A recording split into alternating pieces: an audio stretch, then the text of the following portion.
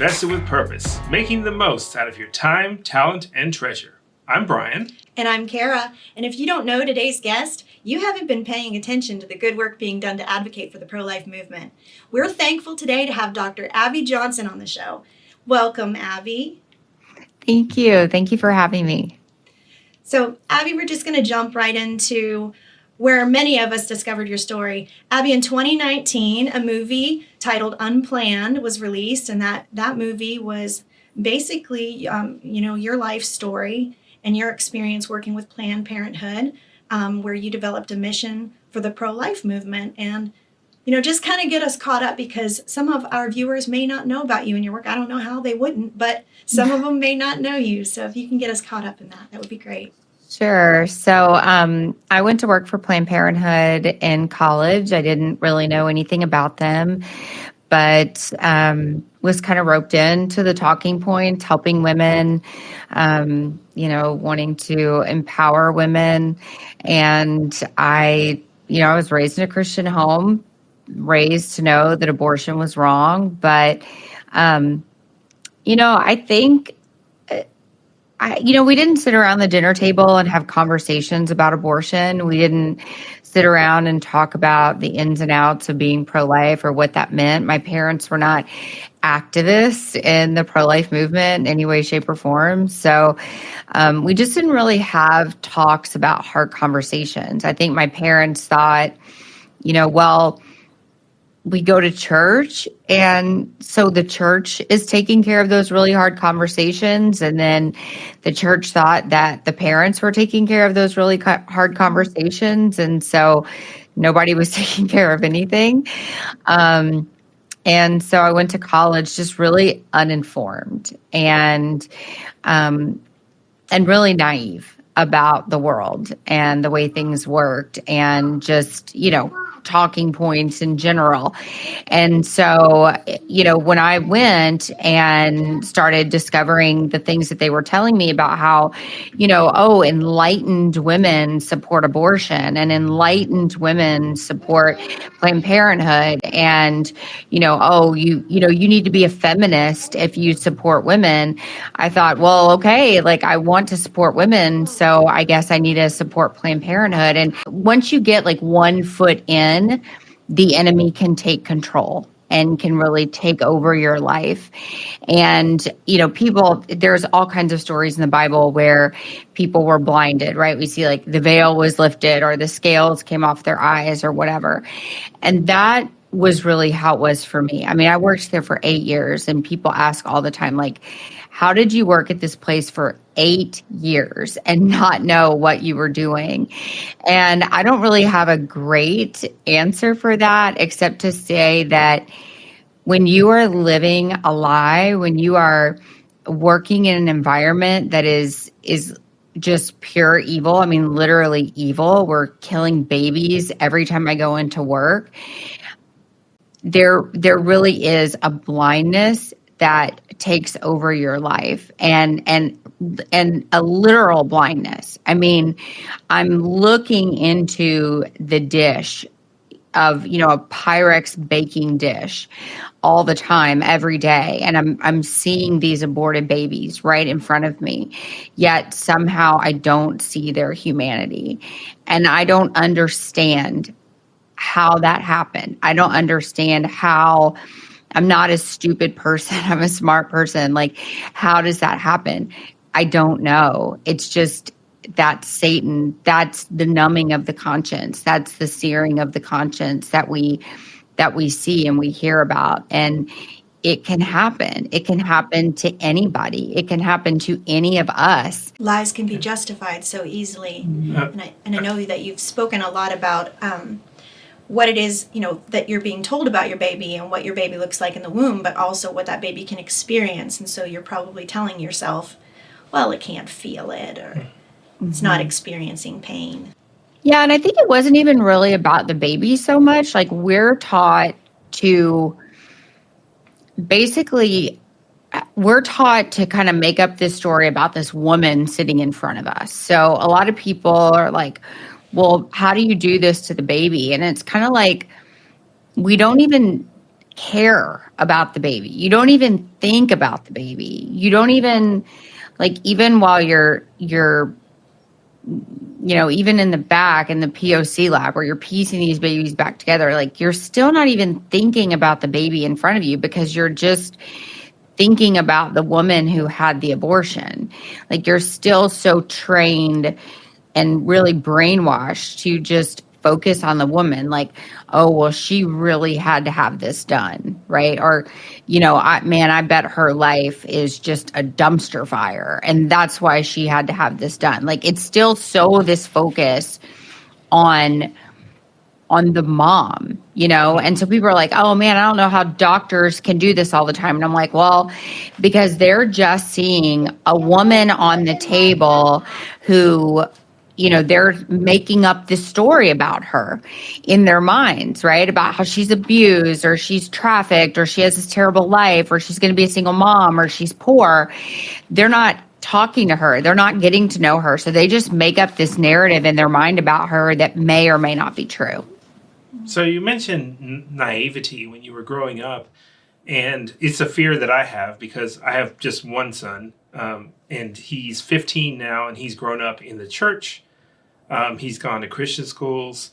He obviously goes to church with us. So, like, all the surrounding stuff should be informing him of the right things.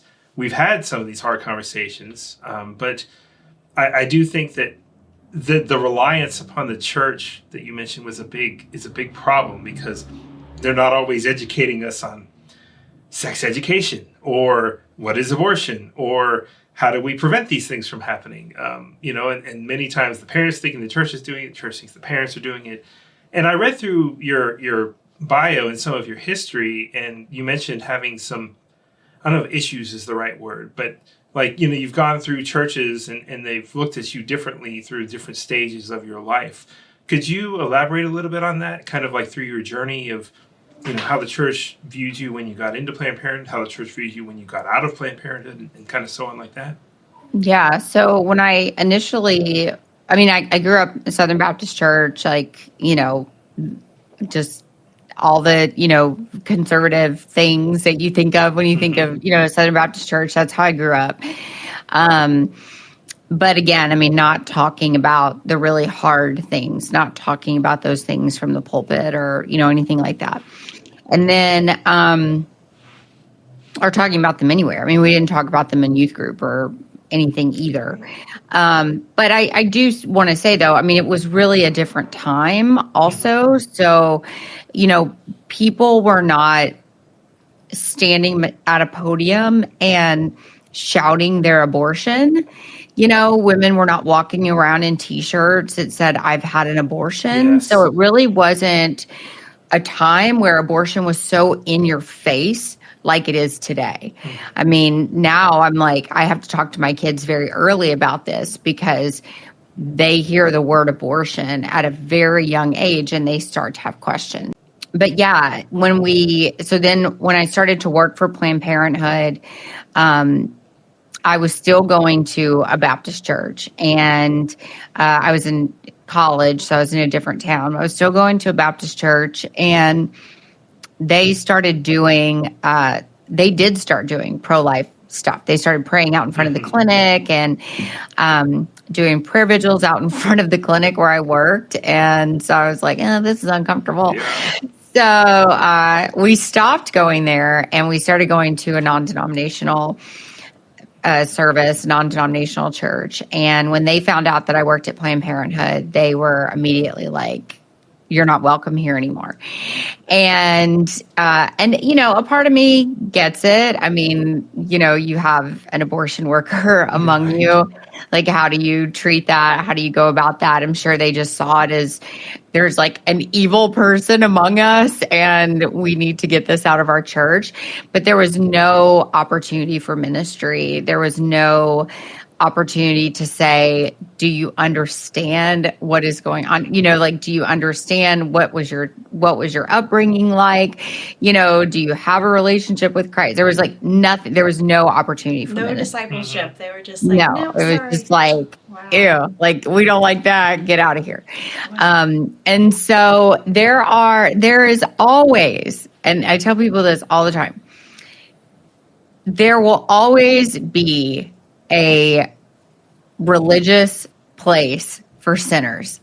So it may not be a Christian place, but there will always be a spiritual place for the sinner. And there was absolutely a spiritual place for the pro-abortion supporter. And there are many. There are many pro-abortion churches around us. Can you give us a percentage of how many, and I've heard you give this before, but I'd really like for our audience to hear this. How many Christian women is it that are out there actively getting abortions? So the last statistic we have is about 55% of women who are having abortions are regularly attending church. So that means 3 out of 4 Sundays a month, they are worshiping with us. There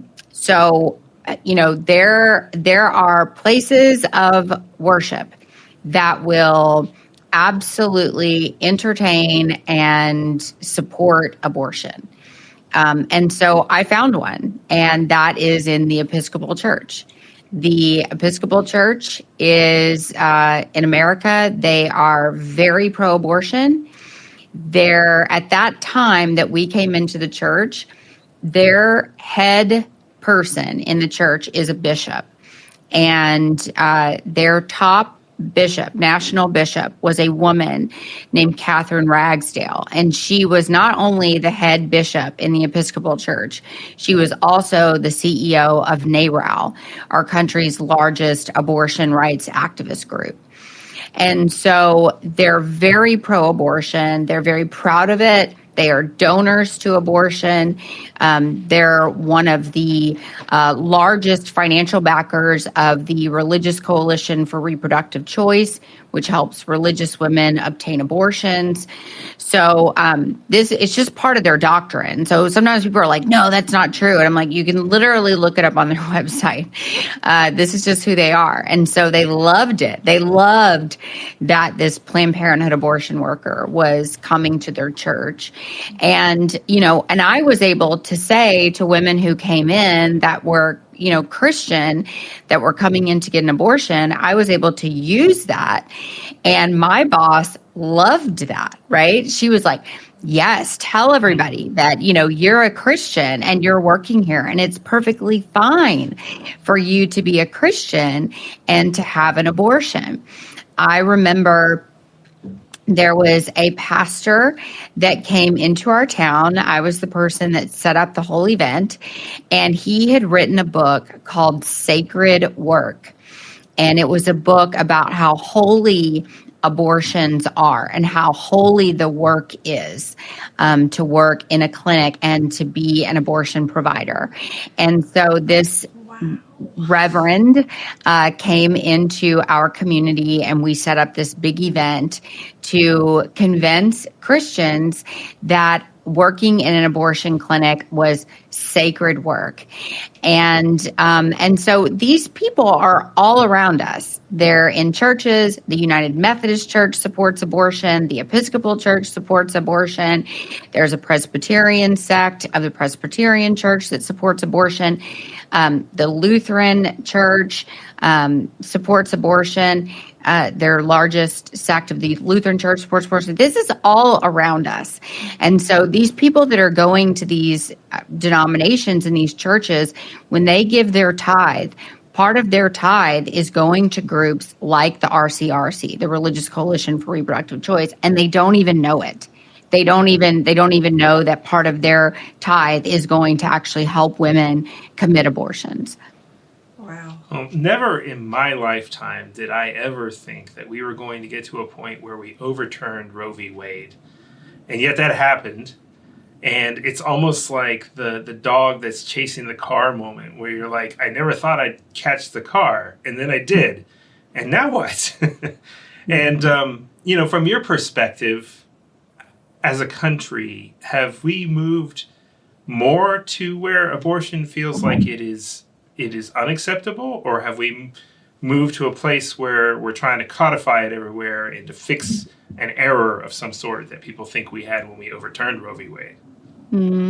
Yeah, that's a good question. I think that the pro-life movement had this perspective that we were going to overturn Roe and that everything was going to be just amazing. Confetti rains down and we've won, right? Yeah, because that was the battle that the pro-life movement had been fighting for so long, was to overturn Roe. Like, that was going to be this solution to ending abortion. But has it made anything better? I think the jury is still out on that. If you ask me, if you ask me personally, I would say no. I don't think it's made anything better. I actually think it has made things probably worse for the country. I think we have a group of people that weren't really engaged in pro-life, pro-choice politics that are now, because they are believing propaganda out there that women can now die just from getting pregnant. So you've got this rage vote out there that you really didn't have before, because people were really apathetic kind of about abortion. They just didn't really care. And now you have these large groups of women in various pockets of the country that are just absolutely enraged, and they're active. People who are enraged are active. And so I don't think we really had that before. The pockets of people were a lot smaller.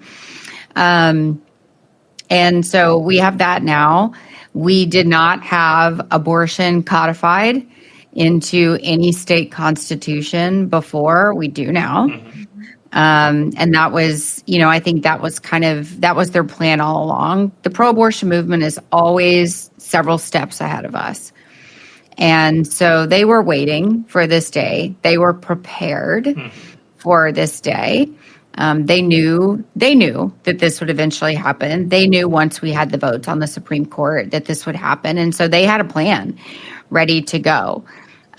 They were ready to move. They already had codification language ready to change these state constitutions. And once they had their propaganda machine going at these state levels, it was very easy for them to win these ballot initiative votes. And so we just lost one after another after another. We had a huge defeat in Ohio. And then it was, Kansas. We fell in Kansas. It was just like one after another. Not in Florida. We did it in Florida. Thankfully, we won in Florida. If there had been a defeat in Florida, that might have been the nail in the coffin. I think that would have been it. I think we would have seen ballot initiative after ballot initiative in every conservative state. I think Florida was a very, very important battle to win. So do I think they're still going to come after these other states? Yes, I do, 100%. But I do think that was I think there was a train on a track that was moving very fast. And because Florida did not fall, I think there was, it put a stop to that train. I think it's going to be interesting. Abortion rates are up. Chemical abortion is available now in every single state by mail. These pills are not coming from within the country. They're coming in, they're pouring into our country. Are they even safe? No, absolutely not. I mean, the abortion pills have never been safe, but now they're pouring in from Mexico, India, Belgium, France, Canada, China.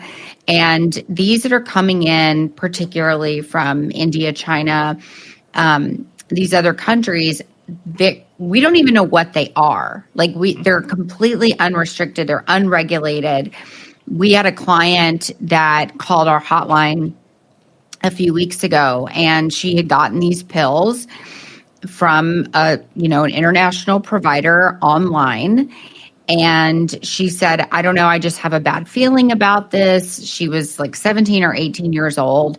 And she sent us a picture of the pills that she had gotten in the mail. We ended up, reversing the image, finding out what kind of pills they were. And they were blood pressure pills. And so this, whatever it was, this group was sending out blood pressure pills for these girls to take. And I'm thinking, I don't know what taking 8 blood pressure pills does to a Sounds 17 or bad. 18-year-old girl's It body, may but cause it a can't miscarriage, and it may be cause something good, else. right? Taking 8 Entirely. Right. it could cause a problem with her heart. I mean, taking 8 blood pressure pills at one time. I don't know. But that's the kind of Abby, thing that we're dealing with right now. They're not asking for IDs. They're not asking for proof of pregnancy. They're not asking for anything. This brings me to another point, and we're going to pivot a little bit within the same vein. You have always been active and vocal against Planned Parenthood because of abortion, but now you are also speaking out because of what they are trying to do with gender-reaffirming care. And they are finding a different route to interrupt the process of life by basically harming our youth so that they are not able to have healthy reproductive systems. So for our audience that may not know, and that obviously that Planned Parenthood is for profit, explain to our audience how Planned Parenthood has now shifted their goals to make money in a different way through our youth. Yeah. So, like I said, Planned Parenthood, I feel like the industry, they're always a couple steps ahead of us. So, one of the ways that they have gotten ahead of us is looking at cross-sex hormone therapy. Now, the first pilot project of this actually came out, and a lot of people don't know this. This actually came out to Planned Parenthood in 2008. So my clinic was one of the first ones to receive the pilot project and to start doing it. So, and I left in 2009. So this has been in Planned Parenthood's protocol since 2008. They've been doing this a long time. They've been on the cusp of this for a long time. They have been playing with people's hormones for a long time. So I think they knew this was another way we can make money because honestly, I mean, you can do an abortion for $500 or $600, $700, but if you get someone on a transgender plan and you do the surgery and you keep them on hormones, that is a lifelong process. And you could make $700 on an abortion, or you could transition someone and you could make them a lifelong patient and you could make $120,000 on them for the entirety of their life. That's a much more lucrative plan for them, right? And especially with abortion, being cut, their dollars being cut at the federal level, being cut at the state level, that just makes sense for them. And they are building all of these surgical centers. A lot of the states started implementing all of these regulations, right? That new abortion centers had to be ambulatory surgical centers. And everybody thought, oh, that's a great plan. We're going to make it more difficult for them to build. Well, all we did was make it easier for them to perform more complicated surgeries. So now all of these abortion facilities are actually ambulatory surgical centers where they could do some of these more complicated gender reassignment surgeries. So for instance, like in Houston, they've got a 78,000 square foot facility that is a beautiful, state-of-the-art ambulatory surgical center. And they could at any point in time start bringing in doctors to perform gender transition surgeries. And so we're no longer talking about a $600 or $700 abortion. We're talking about $100,000 patient. And they've always been thinking ahead. And we've got to start getting our minds to be on the offensive too, so that we're not always on the defensive, always reacting to the things that they are doing. We've got to start putting the ball in our court instead of letting them always have the ball. It's incredible to me because the way you describe it, it's such a cynical thought that at the end of the day, it's all about the money. And yet, as true as it always is, at the end of the day, it's about the money. And when you start thinking about Planned Parenthood as a business proposition, where they're in the business of how do they make money, it makes it worse. I mean, it's just such a cynical view of it to even think. And ultimately, going back to Timothy Plan, that was why we even started it. I mean, like, as a Christian, why, following this money trail, why would I want to invest in companies that manufacture abortion products? Or fund Planned Parenthood. I mean, my goodness. This industry is so interwoven in so many things, right? So it's like I talk about on my podcast all the time. Like, the tentacles are so widespread. I'll give you an example. I tell people all the time, don't invest in Berkshire Hathaway. People are like, why? Because Berkshire Hathaway is owned by Warren Buffett. Warren Buffett is the largest donor to Planned Parenthood. And people are like, what? And I'm like, yeah. So if you have Berkshire Hathaway stock, you want to dump it. You don't want to start getting wealthy off of abortion dollars. You don't want to start getting wealthy off of stocks and money it's literally blood money. You don't want to do that. You don't even want to be intertwined with those sorts of organizations. That's why companies like yours are so important, because we don't even realize sometimes how widespread and these like tentacles they're just everywhere and they're spreading out. And like, what all does, Berkshire Hathaway own? Oh my gosh, so many things, right? Like, you think those little Keebler Elf cookies are cute. Well, guess what? They're owned by a company that's supporting abortion, right? So it's like, you have to be careful. Same thing with Johnson & Johnson. Johnson & Johnson, the people that are making the baby products, right? The powder for your baby's butts, they're involved in abortion. They're investing in abortion. Almost every single diaper company on the planet is donating to extinguishing babies through abortion. It doesn't make any sense. So that's why we have to be careful with where we're investing our money, how we're investing our money. And that's why companies like yours are so important, because there's no way that just a regular consumer like myself could figure this stuff out. Like, you would have to research it for weeks and weeks and weeks to make smart investments and to figure out where your money's going. But the nice thing is that you don't have to, because there's companies like Timothy Plan that do it for you. Well, it was wonderful having you on the show. And I know that this partnership that we have with you, it's very worthwhile. It's something that's very, very close to our hearts here at Timothy Plan. Everyone here has such respect for you and the work that you're doing. And we just look forward to seeing what God's going to do in and through you and your ministry. Awesome. Thank you so much, guys. Invested with Purpose is brought to you by Timothy Partners Limited, advisor to the Timothy Plan funds. Timothy Plan is a family of biblically responsible mutual funds and ETFs. For more information, please visit Timothy Plan's website at www.timothyplan.com. Some of our podcast guests may have a relationship with Timothy Partners Limited on behalf of Timothy Plan, including affiliations, partnerships, or sponsorships. However, guests are not compensated for their appearances, and their opinions do not constitute paid testimonials. Please be aware that investments carry risks and individual experiences may vary. Consult with a financial advisor for personalized advice. And remember to find us on all of the major social media platforms such as YouTube, Facebook, Instagram, Twitter, and LinkedIn.